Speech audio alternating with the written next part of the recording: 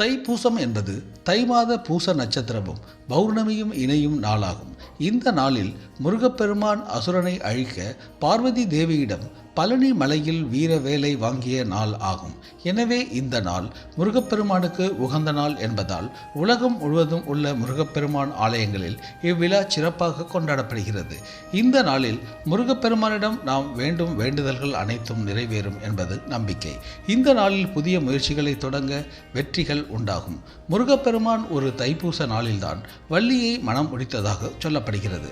அதனால் இது திருமண தடை அகற்றும் நாளாகவும் கருதப்படுகிறது.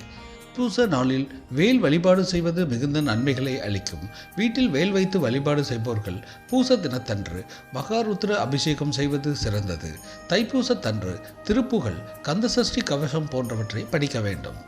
பக்தர்கள் அனைவருக்கும் தைப்பூச திருநாள் வாழ்த்துக்கள். நன்மைகள் யாவும் விளையட்டும்.